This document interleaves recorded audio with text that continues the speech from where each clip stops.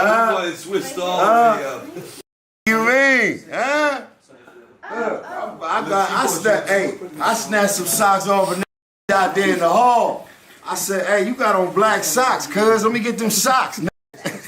Yo, real talk. He walked up on somebody that work at bars and said, yo, man, I need some black socks.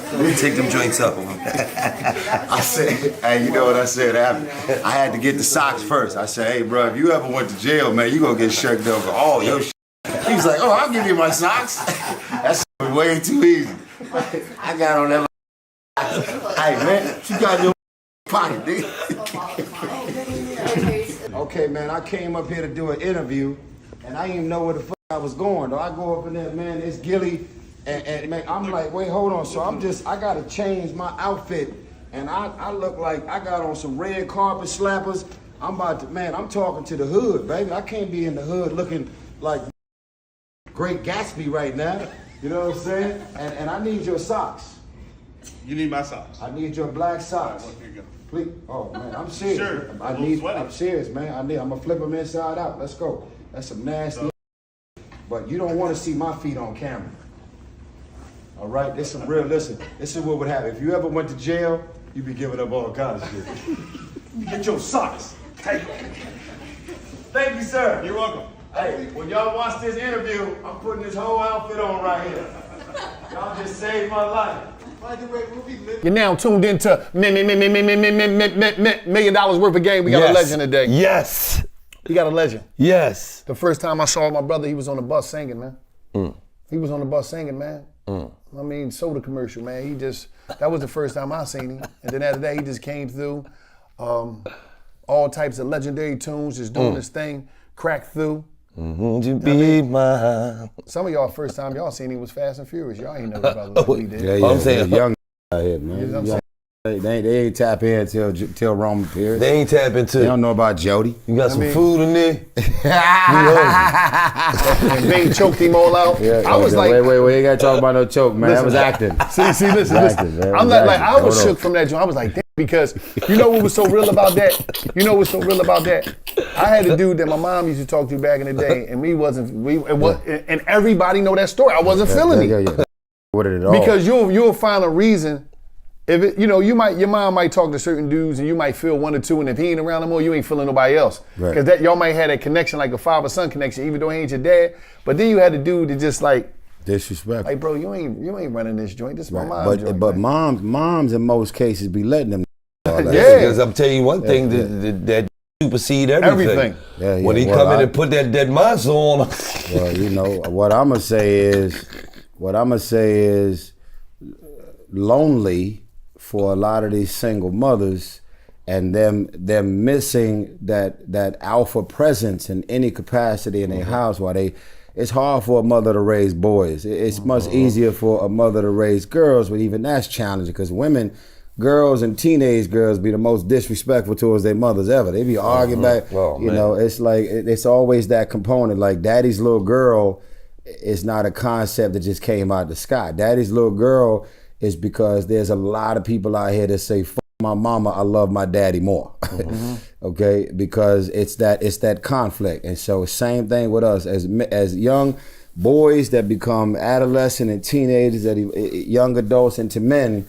We are always struggling with territory, environment, right? And so a lot of times these single mothers be so desperate. And that ain't for everybody. Nobody wants to be alone, but a lot of times they be so desperate and thirsty to get something at the house. Soon as they get them, they get that permission to run the whole shit. Say whatever you want to them kids. Treat them however way you want. This and that, you know what I mean? And if they try and come at me about anything that you did or you said to them, I'm going to f them up to make sure that you don't go nowhere. Right. And that's the house I grew up in.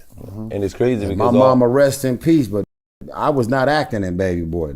Rames definitely triggered the shit. I don't like the nigga to this day. Come on, that's my OG. Hey, I swear to God, y'all think I'm playing. I run into that nigga to this day, bro. I don't give a fuck where we at, give a fuck what clothes we got on, what we doing, what he been. It could be the Golden Globes. I see that nigga across the room, I be like, man, f that nigga right there. I thought y'all was acting. That nigga I thought y'all was acting. I thought y'all was acting. Hey, I guess the truth just came out. How about hoochie?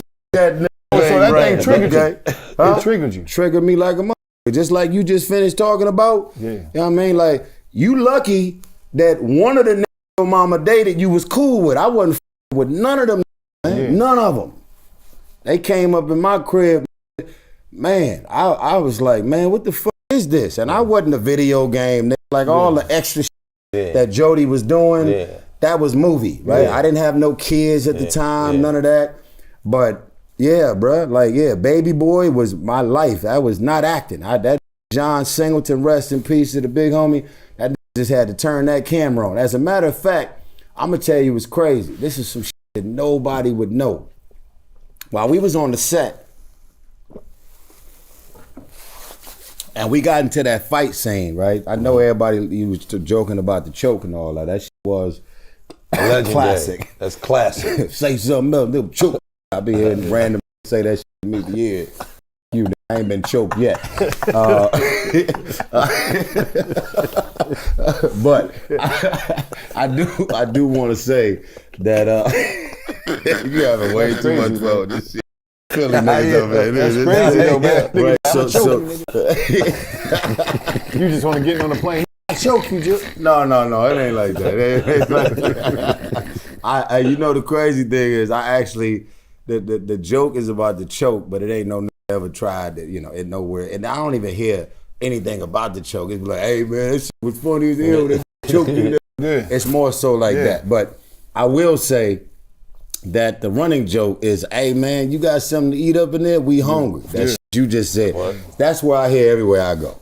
I could be in an arena, walking through an airport, it'd be a rant. Hey man, you hungry? I'll be like, oh, here we go with this shit, man. I got a mask on and I know who I am, yelling out a hungry joke. Anyway, back to my story. I was saying that John Singleton knew. First of all, he wrote the movie for Pac. Rest in peace. He wrote Baby Boy. Jody was Tupac. So when Pac got killed in Vegas in '96, years, I don't know how many years, over 10 years went by. And John was like, if I go and make this movie, he told me, I feel like I'm gonna disrespect Pac because it's like a custom suit. Like, I wrote this movie for Pac. They did Poetic Justice. They was the best of friends. They talked, they linked up all the time. Like, there's a lot of niggas out here with they goofy Pac stories, but you can look up on YouTube right now, find another that was doing sprint and running contests up the street with Tupac. Nigga, John Singleton and Pac were like best of friends, super close. So he felt the way, obviously, about Pac being killed, but he was really like, I wrote Jody and this entire Baby Boy movie for Pac, which is why the whole mural was in my bedroom of Pac. Yeah. So fast forward, we in the middle of the living room doing this scene, and my mama name is Priscilla, rest in peace. And this is my first movie, right? So we dealing with Taraji, and this is, she acted before, but I'm the only on the set who have never acted in my life. I'm sweet lady lately. I'm out here pure vaginal activity. They about Hollywood, movie sets, none of this. Whatever the fuck that is, that's the furthest thing from any of my plans. So I'm not reading scripts. I'm not doing no acting classes. Nothing about that world was anything of any interest to me at the time. So I'm on the set, and if you got John Singleton, pressure, Ving Rhames with all of his experience, pressure. Taraji is new, but this is her breakout role, pressure. She's more experienced than me. I'm new, nigga. I didn't know what POV meant, point of view. I didn't know what INT, interior, versus EXT, your mom was also, exterior. She also had experience. She's experienced, went to Spelman, she a legend. So I'm on the set green as a mother. I'm like, nigga, y'all got it raining outside in the middle of the night, this rain machine. He don't want me no more. That was all rain machine. I'm outside like, what the fuck? This all new. Anyway, John Singleton knew my mama's name. And John knew that other than Pac, who he wrote it for, and they said, you the only that remind me of Pac. You the only that's alpha, strong, outspoken, vocal, born and raised on some street shit, like from Watts, for real. Like you ain't an implant, you ain't grow up in the suburbs, fell on hard time, moved to the hood. I was born and raised at Martin Luther King Hospital. I ain't out here super crippin', blooding. I ain't sold no dope. Y'all other out here painting a different picture. I'm a real hood that can make a fall, can make a call and f your life up, and that's that capacity. Like you go out here and do what you do. Right. We do this hood 24 hours, 7 days a week. Now, if you ever need something, we got you. That's my life. Right. So John Singleton was like, you the only that remind me of Pac. Everybody out here want to be Pac. They getting tattoos trying to become Pac. They out here trying to rap and sound like Pac. They trying to be super thug like Pac. They getting Pac tattoos. They doing whatever. You the only remind. You know who else said it? Pac's mama, who became the godmother to my daughter at the time. Rest in peace to Afeni. So I'm in the living room and we doing this scene. John Singleton knew my mama name and he knew that this whole thing about being a baby boy and being in conflict with stepfathers and all that was my actual life. So I was in the middle of a scene struggling to get angry while I was doing a scene. This is when the whole fight broke out in the living room. Slapped me, threw me over the table and all that, and I'm screaming and yelling and all that shit. And my mama's like, you leave him alone, all that whole scene. I couldn't find it. I could not find, as an actor. And then, that off camera, he said, I'ma tell you the problem. You want your mama to be your woman, but this is my woman. Priscilla is my girl. All So John told Ving the name. He told Ving Rhames what my mama's name was, bro, while the camera was rolling on me. That's all she wrote. Brought the greatest back out. Hey, you say Priscilla name on camera, nigga, Denzel coming out. Hey, he got on me. Hey, straight up, nigga. I swear to God, I stood up, and I'm gonna tell you when he said it. When the nigga said, that nigga said that, you know, we all hood, and we try our best. I tell y'all, I'm naturally not a nice person. I work heavy. I work hard every single day to tap into good vibrations and energy. But the hood, man, the hood will f you up. The hood will be like, nigga, you could have all the teeth in your mouth. You could be out here charming, cracking jokes. The hood will f you up and make you become them because that's the only way to survive. So this threw my mama's name out there, and I grew up in all Crip hood. I ain't never been a Crip in my life, but I grew up in all Crip hood. And when that nigga said Priscilla, I said, this is when I stood up in the scene and I was like, cuz I got heat from like you. When I walked up on him like that, that's when he said Priscilla. Yeah. And they just cut the Priscilla out. He cut the Priscilla out because that was off camera. Yeah. That was off camera. So he yelled out that, and I walked up on that nigga, I was like, heat from like you. And I was staring at his face, and that was the dialogue and the scene and the moment that happened after. And the thing is, I was so mad about this mentioning my mama name, he did the shit multiple takes.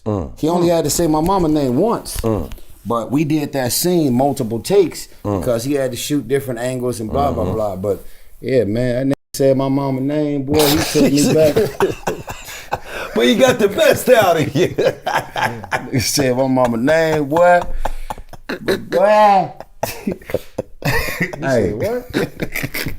Hey, you funny, man. He got the best out of you, though. You wanted me to tap out. You wanted that Denzel to come out. You say Priscilla?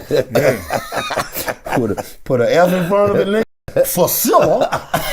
You said what? Said Priscilla name on that boy. God, boy, I tell you, it was crack. You just had to roll camera. That was it. I got heat for like you. Hey, cuz, I got heat for like you. I stepped up. You know what it is. It's like, it's one day to just stand still. When it's about to crack, you gonna step into that shit with the knuckles was balled up. Boom, I looked at this boy. He was ready. He forgot he was on set. Yeah. Hey, that said Facilla. That was the key word. Let me ask you a question, right? Yes, sir. Hey, by the way, I came in with a totally different outfit, and I hope y'all roll the B-roll footage. Oh yeah, we putting all that out. They didn't tell me where I was going, and I walked in this. I seen this, and I seen y'all image up on the wall. I said I got on the wrong goddamn outfit. He definitely did. We gotta take this glossy right here. This look like a movie premiere. You had your Breakfast Club fit on. Yeah.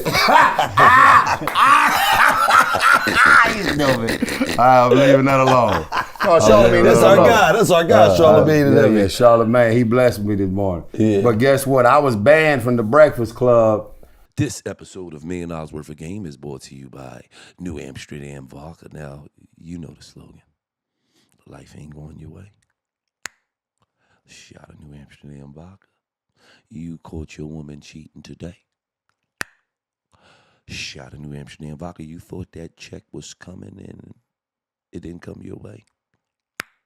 Shot of New Amsterdam Vodka. It's distilled 5 times. It's filtered 3 times for you know what? That clean, crisp finish. You could drink it straight up, on the rocks, juice, soda, or just make a classic New Amsterdam mule. That's up to you. But when you out and about at your local liquor store, you make sure you scoop you up some of this New Amsterdam vodka, the NAV. Make sure you get you some NAV ASAP. The official vodka of Barstool Sports. And what are we talking about? I mean, a great time. Great for pre-gaming. Great for, right before the boxing events. Whatever you into. New Amsterdam vodka. Put this in your life. Right? My interview was at 9:30, but I was banned from the Breakfast Club at least until 9 a.m. Envy wasn't having it. Wow. We chopped it up. We talked. We chopped it up. Yeah. We had that conversation. But me and Charlamagne was working on that Breakfast Club interview for the last 2-3 days, and Envy was not having it. Wow, because you helped him and his wife, man. No. We're not even gonna go there. He wasn't having it because of the way everything went down. You know what I mean? It ain't about, at this point, I'm not being politically correct. It ain't about who's at fault, who said what, who did. We already addressed it. Right. If y'all want to know what happened, have fun. Look it up. Point is, I said to Charlamagne last night, I said, bro, listen, you do understand that this platform don't belong to you. You do understand that every black man that witnessed what happened to your young king. Mm-hmm. Absolutely. Rest in peace to him. I meant to start the interview off with that. Like, bro, every real out here felt you all the way. Thank you. But what you did, black man, is, oh God, give me the words. What you did with your loss, and the choices that we all know you could have made, because we know who did it. It was difficult. We know who did it. We know who's involved. We know who did what. I don't know. You know. That's what happens. The hood give you the intel. Absolutely. So we know God did a number on you. We know God showed up and said, there's some choices that you instinctively want to make, should make. And we're not doing that. And every real period, I don't give a what side you from. I don't give a fuck from Brooklyn to Philly to jail doing 20, will never see another day. Everybody know what choice you could have made, my nigga. Everybody. Real hood. Proud of you, black man. Thank you, brother. And may God rest his soul. And I don't care, 5-10 years from now, always gonna be a hole in your heart. And I don't even know what that is. I lost my mom. I done lost a lot of real I grew up with. I ain't never buried a child. And God bless you, bro. Every 24 hours is what my therapist, as I've been dealing with losing John Singleton and Paul Walker and my mama died on Valentine's Day. If she gave birth to an R&B singer, you gonna die on Valentine's? Bruh, and we don't need to compare notes. I think the worst thing y'all can do is compare notes. A loss is a loss. But bruh, the choices you could have made, what you could have arranged. It was difficult. Calls you could have made, the line you could have pushed. It was difficult. Real no. But you using this stage and this platform the right way, bro. God had me at a certain point in my life by that time. Praise God. It would have offset what I'm doing now. You know what I mean? Because you understood. Which is trying to keep the youth out of prison. There you go. And out of them graveyards. That's what I'm saying. So, I've never talked to you about this, right? I don't want anybody to think that's rolling that we don't even have each other's number, right? No. I don't got your number either, right? We ain't had no pre-interview. We just flowing. Listen, real hood is spoken and unspoken. You ain't got to walk into any room, any club, any environment, no airport. I don't give a f. You could be in Wall Street, the whitest white boardroom ever. If a hood walk in, you gonna know off top. Every period who's seen that all go down in real time, that trauma, that loss on that level, there's so many choices that we all know you could have made. And that's why I'm looking you in your face as a black man and telling you how proud of you I am. Appreciate that, brother. Because I don't know you personally, but I know as a hood, because we all from that place. There's some calls that could have been made. You ain't even had to do it. Because see, when you really about that life, man, your hands don't get dirty, baby. You know what I mean? You might be able to rub your ear and wink, nigga, and the sniper just it's like, you know, hey, I know y'all know what I'm talking about. Hey, the most charming, charismatic ever, born and raised in the hood. They shake your hand and you won't even be able to put two and two together that the reason that you will never see another birthday happen from that handshake in Valet Park. Shake your hand, be like, all right, nigga, hey, good to see you, boy. All right, baby. Hey, you crazy?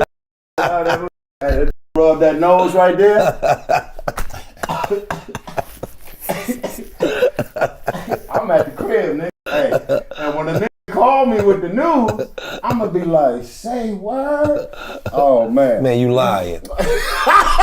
You playing. Man, they ain't did that, Hey, man. them ain't ran up in your house, man. You showing up to check on the nigga house that got ran through and you the nigga that arranged it. Just put that 70-inch up. Nigga, go see that nigga. It's crazy. It's crazy. Now, I want to get into something. Right? Hey, when you get the 70-inch, get the Apple TV attached in the back. Listen, I'm gonna tell you this. Watch everything. Everything. It's like, you know, a lot of people know you. Yep. For an extraordinary franchise that you're a part of.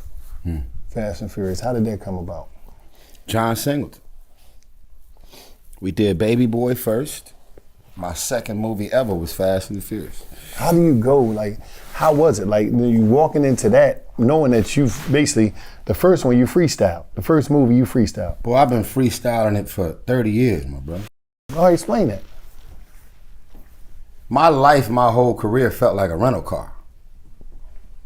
Like at some point, I got to give it back. Like that. I'm not talking about like, this ain't no fake humble. I'm talking about like, if you're in disbelief about my life, not you, but if people are looking at my life and my career and like, oh, he started off with the Coke commercial and man, 10 billion in box office, man, the sweet lady, the arena sold out, you know, he's still, man, I can't believe I'm still, man, listen, y'all had 5 minutes of fame. My shit was 30 seconds. I'm almost at 30 years, man. Like, come on, man. God's got his hands on me so crazy. Every day feels like Christmas, man. Can't believe I'm here. Like, bro, I've been looking at y'all for years on TV. I still allow myself to be starstruck. We do too. You know what I mean? Like, you know, the goal is to never allow yourself to get too familiar with how blessed you are. This all continue to be a big deal. Like, my stomach touching my back. Every form of public aid, WIC vouchers, county checks. My mama made us go to a Social Security building and play retarded. To get that check. $780. Straight up. Government cheese, nigga. You been acting. that was my first acting gig. Your mom was your first director. She gave you your first movie gig. Your mom, first director. That was my first motherfucking acting gig. That was your first acting gig. Hey man, they laughing off. Your mom gave you. Why you laughing so goddamn hard, man? Your mom gave you his face ran over. He laughing off. Rest in peace to the legend. But your mom gave you. My mama put me on. Yep. Hey, I'm gonna tell y'all what it was though. The crazy. I ain't never shared this shit publicly in my life. Oh man, they can't. Hey, you can't arrest my mama. She gone. Out of here, government. Yeah. we passed the window of opportunity. Yeah. Me and my brother went and got that. So my mama said, now this is, I said, mama, well, this now I'm like 8 years old. Nigga. She said, this is what we gonna do. She said, we got to go into this county building, and you know, if y'all end up doing this, we gonna get $760 a month. And your mama could use this. You know, I'm here, we in the hood, I'm working and trying to keep up. It's for y'all. You know, you got your 2 sisters, your brother. And so if y'all do this, then this is how much money your mama gonna get. Is it a piece or it was just for all y'all? Was it $700 a piece? It was $762 a piece. Ooh. Yeah, go ahead. And I don't This back in the day, that was a lot of scratch for mama. Walked in there. Tyrese was like, go ahead. Yo, what happened? What happened, man? I want to know this. Walking in with speed coming down. Fuck it. I want to hear the lecture your mom gave you. Hey, you stupid as a Hey, how that lecture go? How that lecture go? Hey, man, let me tell my goddamn story, man. How that lecture go? This comedy, bro. So, mom said, when we get up in here, she said, delay your answers.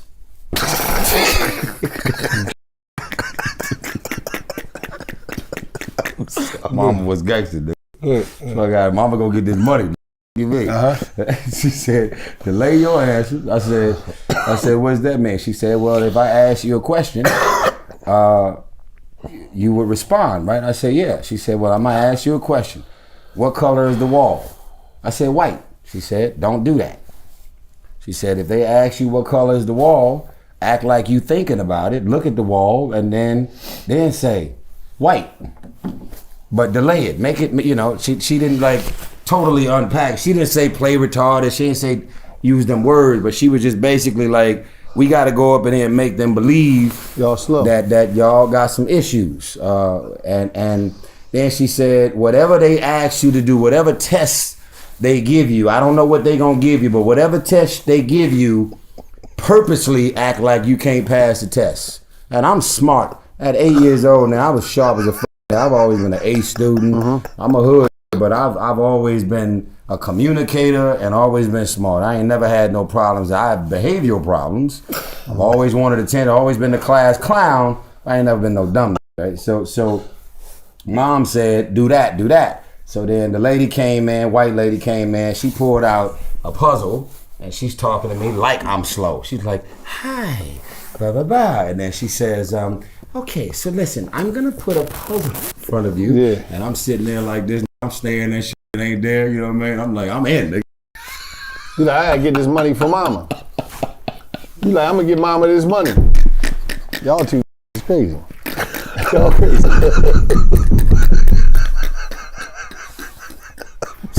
Y'all crazy. I'm sorry, man. This shit black people gotta go through just to make it in life. Yeah. Just to eat. Just to eat. Just to eat. I'm so sorry, these man. white people out of the camera like, man, that's real. Hey, being in this black skin is real as fuck.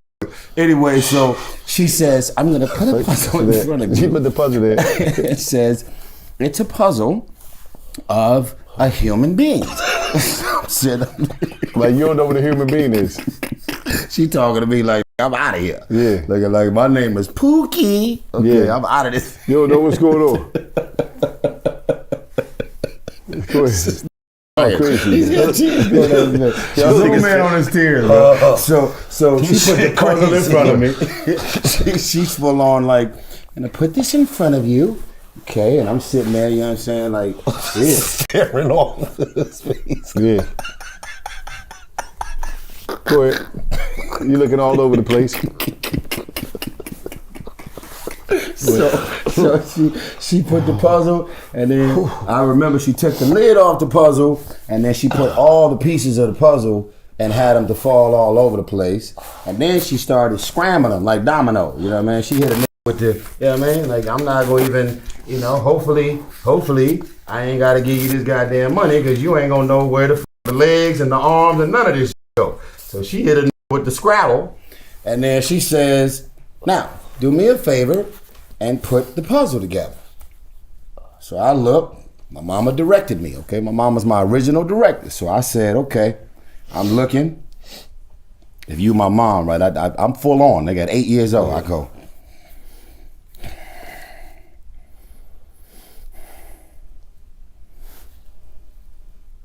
She's like, go ahead, babe.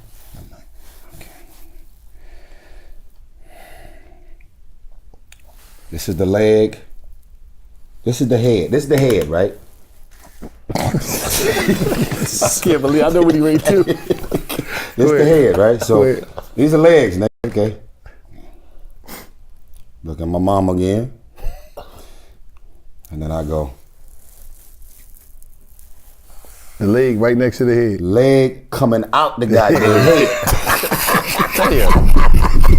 That said, $716 sold. But what about your sister, your brothers? What about the rest? Did they get it? Oh yeah, no, I don't remember. Pulling. I'm sorry. I don't remember both of my sisters doing it. Me and my brother definitely did it. Yeah, she knew you had a little acting in you. Yeah, she might. My mama might have been taught, and I don't know. I wasn't a part of that conversation, nor was I old enough to understand. All I can tell you is, I don't think that the Social Security building would have been able to believe that 4 of y'all. So she like, ain't no way you gave birth to 4 out here on the spectrum. Straight, man. You straight. Right. So we could get away with 2. Right. And so me and my brother went up in there, we got that. But anyway, yeah, man, heads was coming out, the legs was coming out the head, motherfucking arms was coming out the stomach. I fucked that puzzle up. Let me ask you this question. Yeah. When you was on the internet, you was just being a human being, and you was just talking about some issues you was going through. You talking about the crying video? And you said, what do you want me to do? No. What more do you want from me? What more do you want from me? And congratulations. Did you ever think that shit was going to be like... I did not know I filmed myself. I did not know I uploaded the video. Yeah. And I didn't know that the video was out there for almost 4 months. Okay, I was stressed out because I woke up to some accusations. Yeah.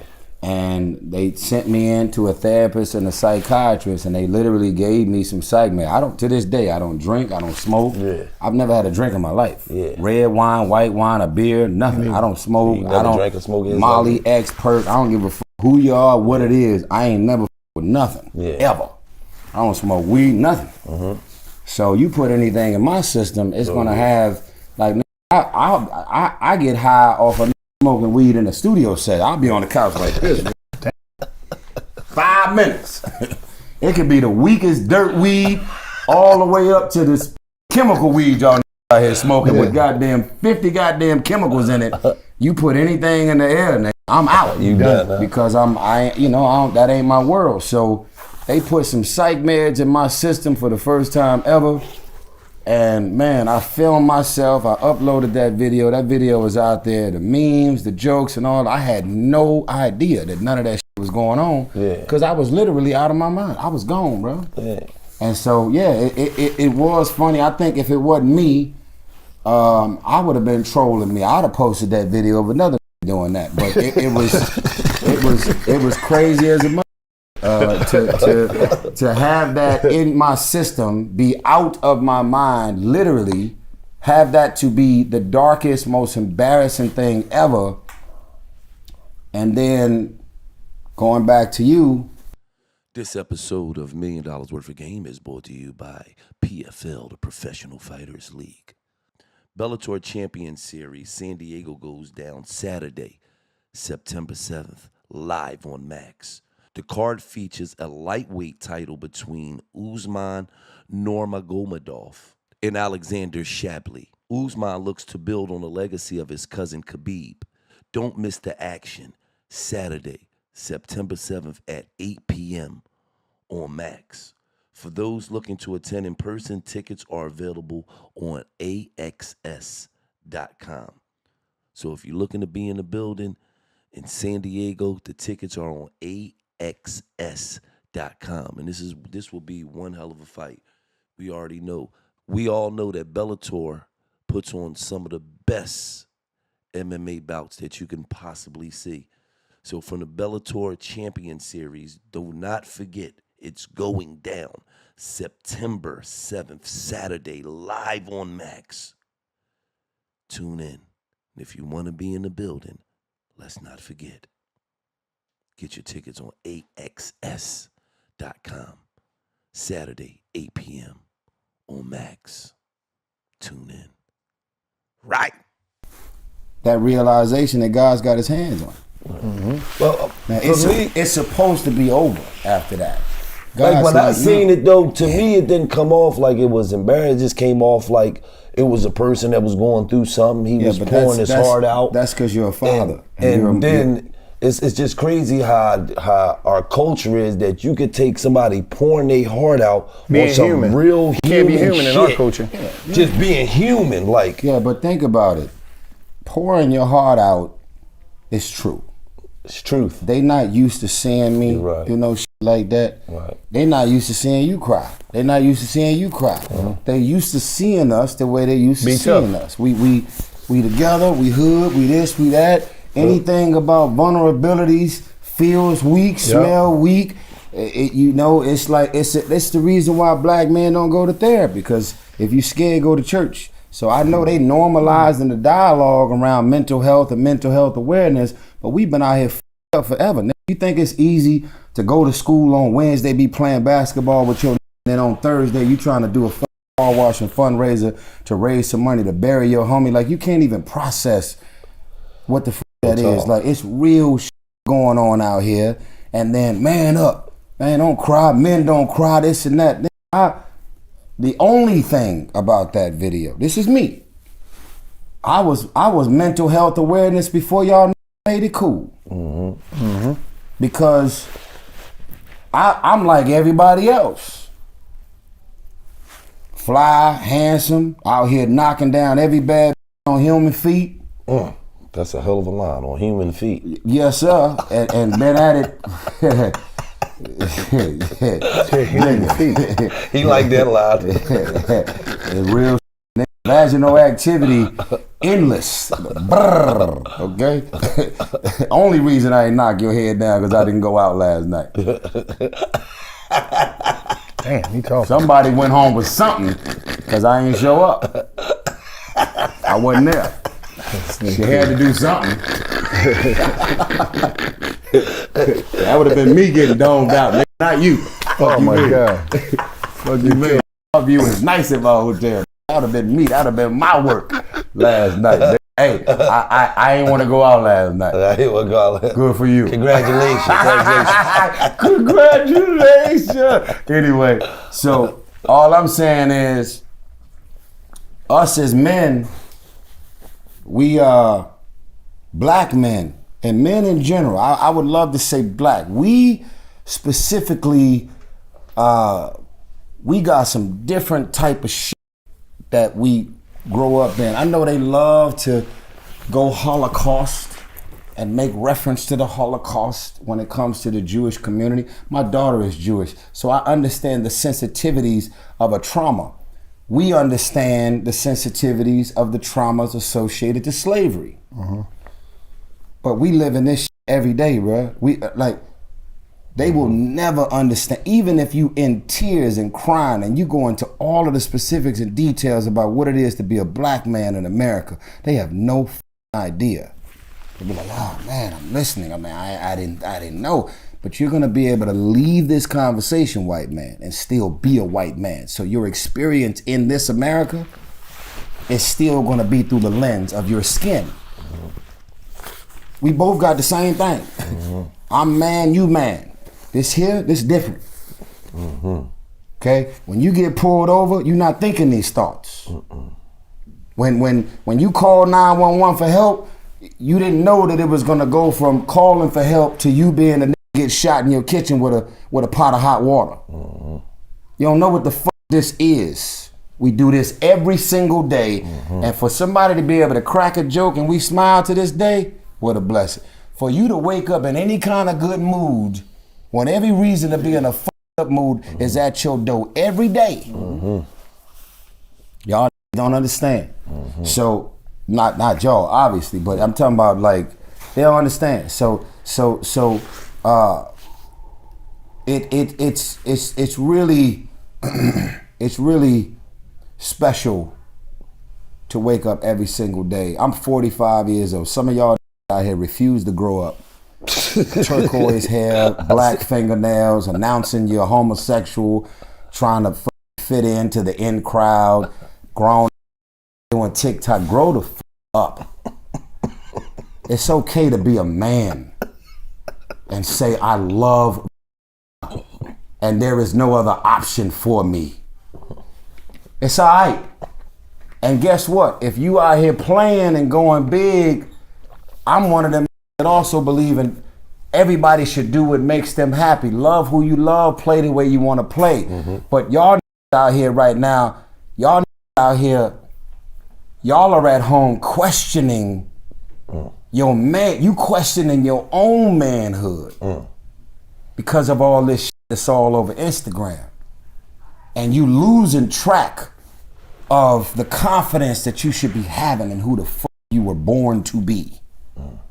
Now, if you love who you love and you said, man, I'm a man, I've been with women my whole life and I realize that that's where I want to go, do what makes you happy. Like literally, I've never judged or looked at anybody, their race, their religion, their tax bracket, or their choice in life. Republican, Democrat, live your life. But you are not about to pressure me into thinking or believing any other version of my life. This is good. Listen to me. Good warm. Hey man, listen. Hey, moisture. Shoot up the club. He going crazy. Now, I gotta get into this, man. Moisture. I gotta get into this. This is crazy. We gotta get into something that. Hey man, I'm so glad I changed my outfit, nigga. Me too. This has been a whole nother conversation if I'm sitting here with my Gatsby on, nigga. It'd have been crazy. I'm gonna say this. Yeah. First and foremost, I want to give a big shout out to the biggest OG, Snoop D-O Double G, executive producer, Death Row Films, 1992, with Lionsgate, extraordinary. When I seen that logo, I was so hyped. But tell us about the movie, man. Now I'm gonna tell you about this movie, 1992, and I'm gonna tell you some stuff. And you was a hell of a father in 1992. When you talk about a black man protecting his son, we're gonna get to that. And it connected me with OG Bobby Johnson in South Central when he went and got his boy. But it was a different thing when he was going to take his boy back. And you know, I'm looking at my man from, as I'm watching the movie, I'm looking at my man from, and I only, and the greatest role he ever had was in Goodfellas.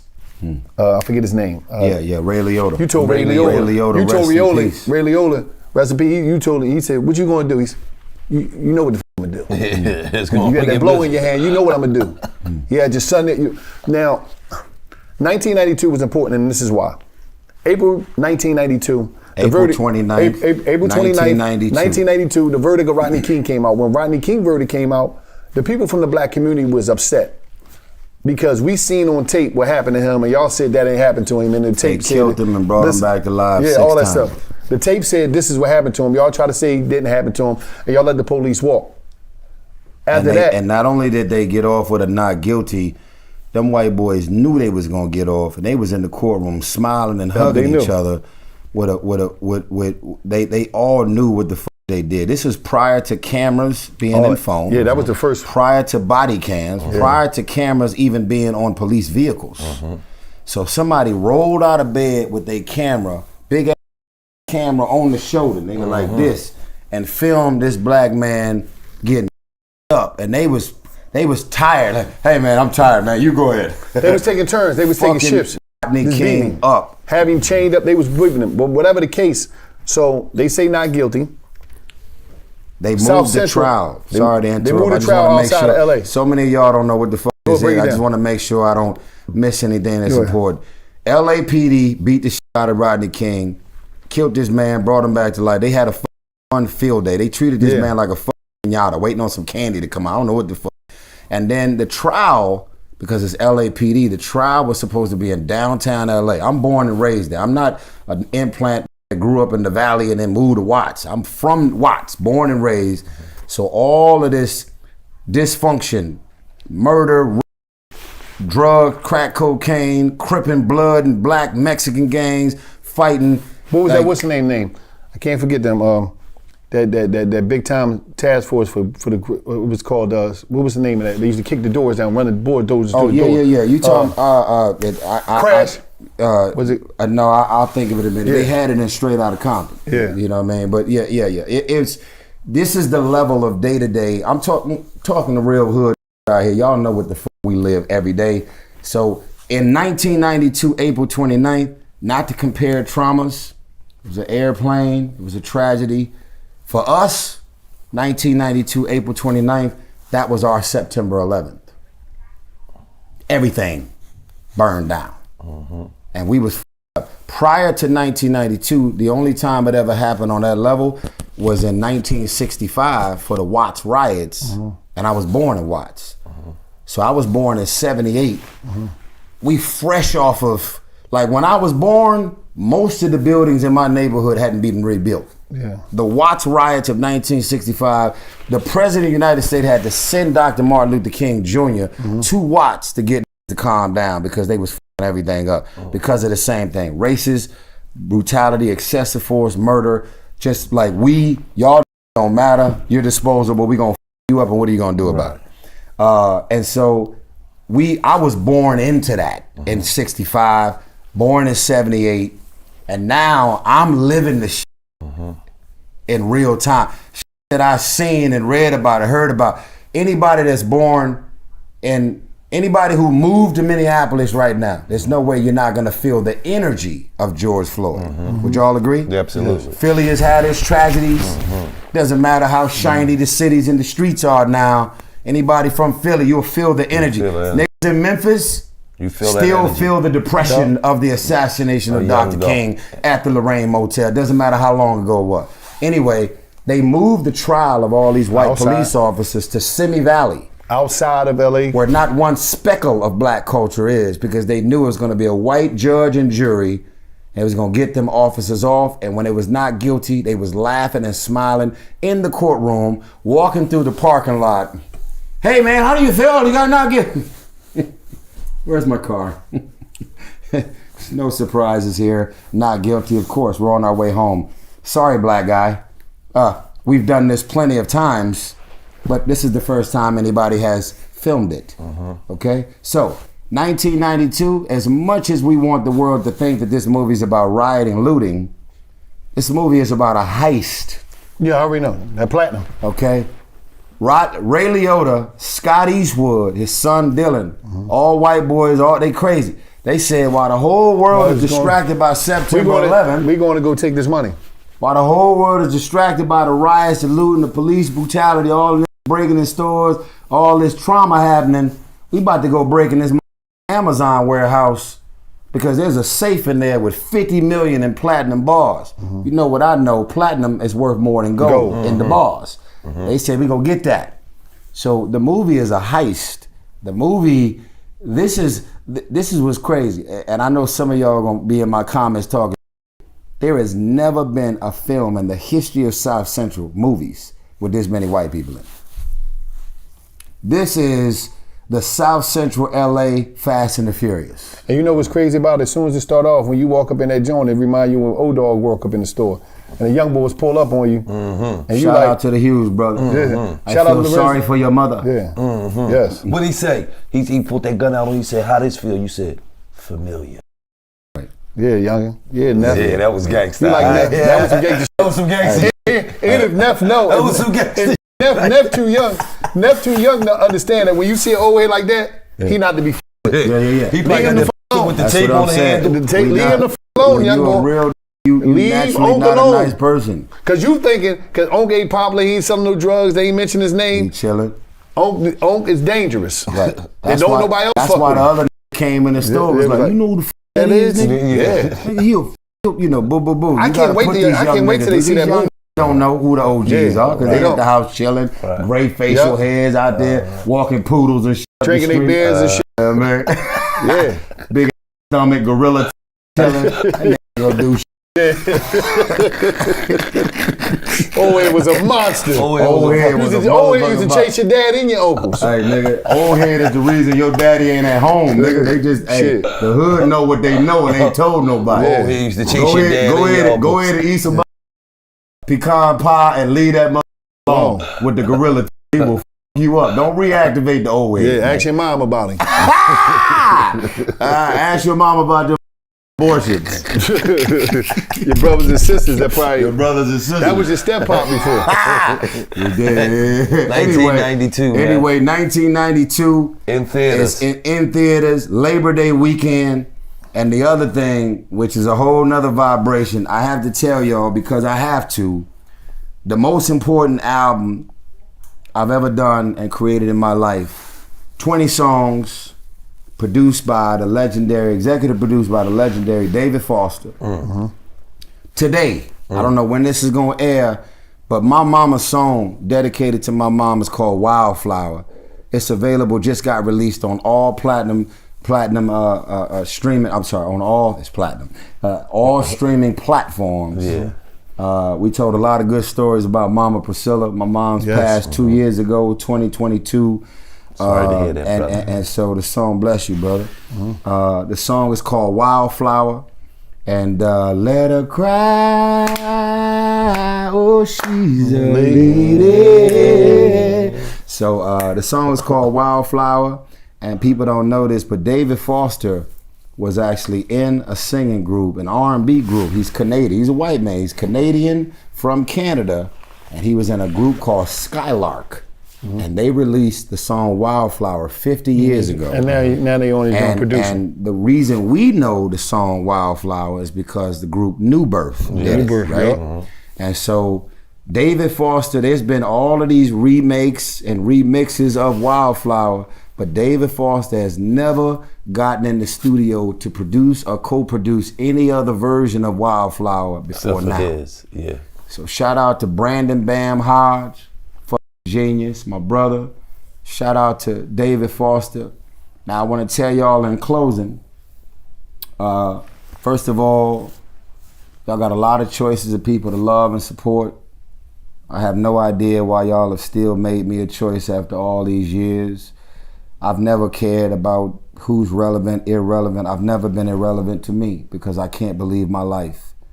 So if all of the choices that y'all have made, go to the movies, even if you online trolling, talking, I'm just grateful. Bottom of my heart, can't believe my life. I woke up one day after wanting to be married for the rest of my days on this earth, never cheated, no side chick, no abortions, no DMs. I was fully married I was with this woman for 5 years, and she woke up one day, and I still don't know why to this day. She decided she don't want to be married no more. And I went to the studio and ended up creating an album called Beautiful Pain. Now, for all of you 16-year-olds with turquoise hair and black fingernails and out here trying to figure out a way to go viral from your corny ass TikTok dances, it's a grown man album. It's grown. Every married couple out there, I praise God for every marriage that's been re-sparked because of this album. Y'all may not know this, but there was never such thing as Luther Vandross featuring Curtis Blow. Marvin Gaye never did a record with Run DMC. R&B soul singers went to the studio and they respect the culture. They really, really did this thing for real. They was willing to be scared. They was willing to tell you, I'm sorry, I miss you, I love you, I fucked up, I apologize.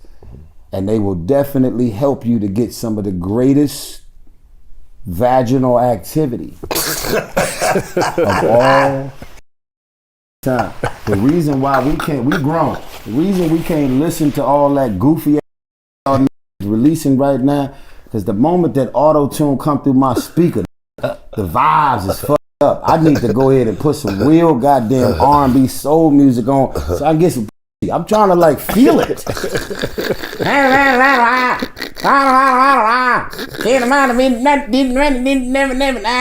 I can't get no that. The fuck is this? Little Tay Tay feature, little Say, little KK. What about this R&B album? Listen, man, I know we love to throw back to songs in the key of life. I know we can't get past. I can't get past Delphonics. Okay. If I had a dime for every time I dreamed about you, Come on, man. Real Guess what? These is in radio. They got a podcast. I promise. I got some bad news for y'all. Most of the niggas they interview, they don't listen to y'all on their private time. I've never pulled up on Snoop Dogg in my life and not heard him playing real R&B classics. When you grown and you got to be a part of the culture of hip hop, we gotta interview all y'all with 30 chains on and 20 outside goons, and y'all out here creating gangster when you're not gangster at all. Out here, we know what's going on. What's Y'all creating can show gangster? up with 30, don't make you a gangster. What's creating gangster? That's interesting. I'm gonna tell you what's creating gangster. I mean, how you gonna go viral? How you gonna appear to be somebody in hip hop that matter if you don't show up looking like the package? It's the package. The creative, they should start selling creative gangster packages. That's it. Get some tattoos. How much? Get some tattoos, show up with 30, some beards. Go ahead and get your fake chains and pull up with 5 goddamn. You can't afford none of that shit. Okay? Y'all run around talking about MC Hammer. He actually had the bag. Y'all out here 30 deep and kick it. You seen the interview with Snoop talk about $1 billion stream? That's $1,500. That's bad. That's crazy. You ain't got it. You ain't selling them kind of records to be out here 30 deep. Okay, so with that being said, if you grown, you engaged, you've been married. As much as I woke up to the most painful news of my life that she didn't want to be married no more, and I was able to fall in love again. Shout out to my lady Zelly. I'm coming up on 4 years. I ain't never cheated. You ain't never cheated. We've been doing this. I don't even know where you came from. My album is called Beautiful Pain because I woke up to the pain of the loss of my mama and my marriage and my family, and then I was able to discover the beauty of my pain through my relationship with the Lord Jesus Christ, through the love of my life now in Zelly, and just me really thinking like, wow, why does God have his hands on me through it all? I got some unfortunate news for y'all. To all the niggas out here, still out here broke and f***ed up the way I've been most of my life before I got on. Money ain't never stopped a nigga from committing suicide. The square footage in that house ain't never told a nigga to put that gun away. You not knowing God and Jesus and having some type of spiritual foundation ain't never stopped you from popping your head off and slicing your wrist and jumping off that building. The mental, emotional, and psychological warfare that we got to navigate through every single day is hard as a out here, period. And most of us have mastered the art of deception. We know how to put a filter on it. We know how to cut and paste it, put it up on the timeline. We know how to convince you that our life is what it's not. So when a nigga kill himself, or when a nigga jump off that building, and when he just decide, I'm done, I can't take it no more, some end up doing some dumb shit to go to jail because they feel safer in jail than they do on the streets. Y'all will never understand what you don't understand about getting through this level of trauma every 24 hours, 7 days a week. So I have to tell y'all, this Beautiful Pain album is the most important thing I've ever done in my life. You go to Tyrese.tv. I don't care about no record sales. I don't care about no money. I actually don't give a fuck about anything over than being real and saying, man, I mean, think about this for a second, and nobody would ever say this. You love me already. I don't have to release another album to matter in music. Did I just say that? I make over $250,000 a night for an hour on stage, and I ain't dropped an album in 10 years. I make more money than every opening for me, and they on the charts now. I went in the studio after going through some real and I don't like the fact that I'm divorced. I don't like the fact that any of that shit happened. But when you hear Wildflower, my mama's dead in a box. I ain't doing this shit for no money. There's so many of y'all up R&B right now. This album is gonna be the album that reminds y'all, y'all gonna pull them instruments back out. Y'all gonna start writing little real songs. You should be ashamed of yourself with them goddamn lyrics in that notepad. Open up the door, open up the door, open up the door, open up the door. Cut and pasting that. What the fuck is that song? I feel close to retarded listening to this out here on the radio. I'm tired. When you listen to this album, it's the only album that belongs on vinyl. You go to Tyrese.tv. The album and the movie 1992 is both dropping on Friday, August 30th, Labor Day weekend. I got the soundtrack to your life. And there's 20 songs live. Tyrese.tv, the only way you can get it. I couldn't even get a record deal because of how real my album is. I just signed my deal last week. I've been out of a deal for over 2 years. Nobody would sign me because my album got nothing to do with all this corny going on out here. Imagine that. As established as I am in R&B, fan base, arenas, and everything I just mentioned. Some of y'all fragile gonna be insecure about my facts. I apologize. I don't have to release another album to sell out an arena. I don't have to drop an album every year to headline.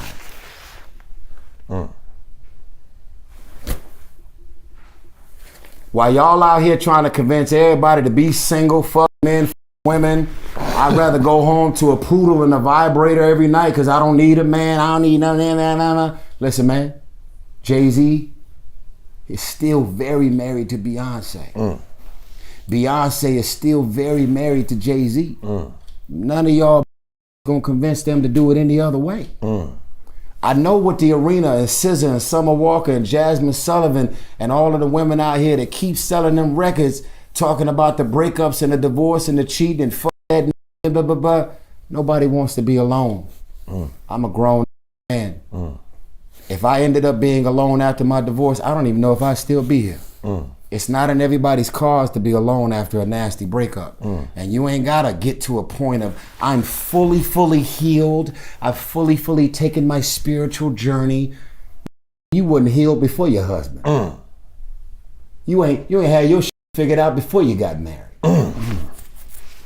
We all We all look at our mama and our daddy and the house and the environment and the version of love that we was exposed to our whole life, and we end up growing up to date somebody that reminds us of our mama. She dysfunctional as a Why I keep attracting all of these dysfunctional women? You're attracting your mama. You attracting your father. Why you dating a deadbeat? Because you was raised by a deadbeat. Your father wasn't there, so you're gonna be with a man that reminds you of the vibrations. It's all, so the definition of breaking the cycle is, my mama was an alcoholic. That's probably why I don't drink.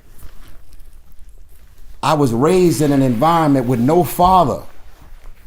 That's why I love my daughters. I'm 15 million into a relationship with my two daughters. These family law court systems been f***ing me up. 15 million. Do you love your daughters that much? How many lawyers are you willing to burn through to make sure that these baby mamas who hate your guts don't block the access that you had to your kid? You love your kid that much? You willing to put $1 million up to fight for your relationship with yours? Don't play games with me, bruh. I'm a grown man. Listen, Beautiful Pain, 1992, Labor Day weekend. August 30th. August 30th, Friday, August 30th. And the proudest thing I'm gonna say to you, black man, and you, black man,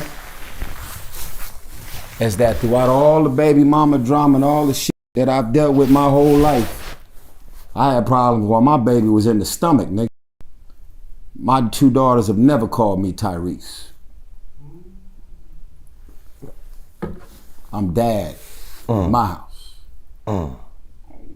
I'm their father. So mama gonna say whatever she gonna say. In this house right here, and they don't make me a daddy because of the square footage or what's in the driveway. They good. My daughter don't even know what it's like to be in the kitchen. Been private chefs and butlers and nannies the whole time. I earned that. In this house right here, and I'm on flights every day. In this house right here, to my daughters, I'm daddy. I'm their father.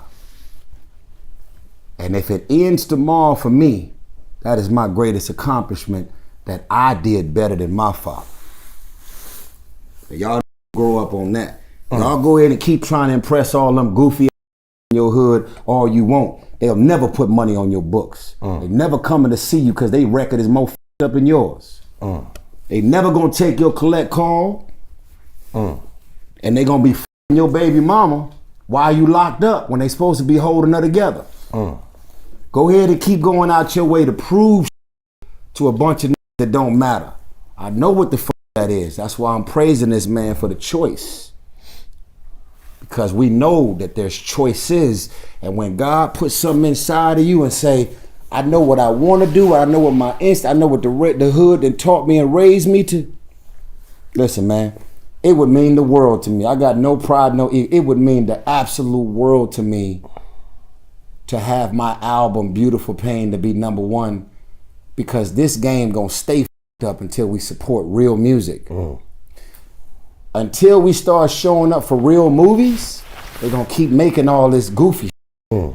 The reason that they keep making slave movies, because y'all putting Oscars in their hands every time they highlight another slave movie, as if black people ain't got any other story. Y'all wanna go back 200, 450 years, as if we ain't living real here every day. 1992 happened in 92, April 29th. And that's a part of real history that happened. And I was there looting and rioting and protesting. Shout out to Dr. Dre for song number 4, The Chronic, The Day the Took Over. Wow. That's the name of the song. When it come on, it got actual, brothers talking that's on the ground doing their thing. Talking about, as soon as the song come on, the day the come on, the day the took over. People don't know that The Chronic came out in 92. December 92. 2, 3, into the December 4. 92. They don't know. Snoop Dogg was just like me in Long Beach. He was looting, rioting, protest. He was out there. He told me, I was like, damn, He was like, yeah. They was going back and forth to the studio, Dre said. As they was looting, going outside, so the coming fact back. that Snoop Dogg is a producer on the movie 1992, the fact that I was in that for real, and now 30 years later, I'm starring in this movie, man, God has a sense of humor, man. In closing, because my PR people is rushing me, and I'm sorry for being late, but this is what happens when real conversation. I also understand my stage and platform, and who am I to not want to inspire all these people out here when we're running out of people to look up to. I just have to tell y'all, man, stay encouraged. If you don't know the Lord Jesus Christ, invite him into your most vulnerable and intimate spaces. It may be Allah for you. It may be you got to do something that's bigger than you, because you ain't gonna be able to get through that shit by yourself. I don't care how long ago it was or what just recently happened. My therapist has taught me, stay committed to doing the best you can with every 24 hours you get. Don't worry about next week. Don't worry about how you had a vision and a plan. It was supposed to happen when, where, how. God will somehow throw a whole monkey wrench in your whole situation and have you confused like, what? Bro, listen, I'm about to release an album that I wanted everybody else to release but me. Y'all know what that's like, to be in the studio singing these words and these lyrics like, what the fuck am I singing about? Bro, you went from daddy at home with your son to now, what? Not comparing notes. What am I talking about? What is going on? Why all in my Instagram, my timeline? What the like is this? You didn't even have an opportunity to process your own loss, because as soon as the loss happened, everybody in the world was on your line and got in the way of you just wanting to sit still and pause and process like, what the is happening? Right. I'm in the studio recording an album about my mama. What do you mean my mama ain't? What do you mean I'm a motherless child? What do you mean I can't call my mom and say Happy Mother's Day? What do you mean? What do you mean Happy Father's Day got me thinking about my son? And I know what my son and I would be doing and talking about, and moments we'd be having. Man, last Father's Day we was just, it's real shit going on out here. Y'all stay encouraged and understand, don't be so hard on yourself. You're doing the best you can, but stop playing with your life and stop thinking and believing that because you was born in this, that you are this. Stop convincing yourself that, hey man, my mama from here, my daddy from here. I was a broke heir, turned coin-heir, turned dollar-naire, turned millionaire. I got one more spot to go. You underdig me? I seen death. I had every reason in the world to not be here. Love who you love. Support who you support. I may not be your favorite. I'm God's favorite. And I'm not going nowhere. And I'm running my race. I'm not losing no sleep over who you dating, your house, your car, your drive, your jewelry. I can't believe these my songs. I can't believe I got 10 billion in the box office. I gotta tell y'all something that's a little scary. I'm gonna live and die. No time soon, God forbid. I'm gonna live and die and never be able to meet every fan of Tyrese around the world. I release movies in over 200 languages. God is good. My mama gave birth to a giant. And every single day I'm waking up just trying to figure out, wow, God, what else do you have in mind for me? And how do I figure out how to be something that I never thought I would be, which is what I explained about the movie set. How do I figure out how to, okay, God, I'm dreaming with my eyes open, but what do I do with something that I never asked for? What do I do with where I'm going? Like, boom, your jacket just gets snapped. Oh, okay. That's how it happens. I love y'all, man. They are killing me because I'm killing them with my overtime. I'm sorry. Hey, man. Appreciate you, man. The $1 million legend. worth of game, the baby. legend. Hey, Movie man. in theaters. Y'all August doing 30th. the right thing, supporting these real ones right Yes. here, man. Album Hey, y'all out saving lives. August 30th. Tyrese.tv. Tyrese.tv. Break the site. Get that. Break the site. That Let's double go get vinyl that. gonna be at your front door, baby. Yes, double sir. vinyl. 20 Yes, songs. sir. Y'all can 20 stream songs. it if you want, but you. Order that album, vinyl. The only R&B soul album that belong on vinyl. I love the throwbacks. The game had to change. Shout out to all of the real music songwriters and everybody that showed up for my album and my music. Let's get August it. 30th. It's no skips, nigga. August 30th. No skips. Bringing that real R&B back. No skips. That baby making music. If y'all make sure that this album is number one, they gonna have to put auto-tune. They gonna have to rest in peace that. They gonna have to put them goddamn beats down that they making on the iPhone. Lil Tay-Tay, you gonna have to rest for a little bit. That's just a little bit. Yeah, we bringing it back to number one. And it's just like that. Right.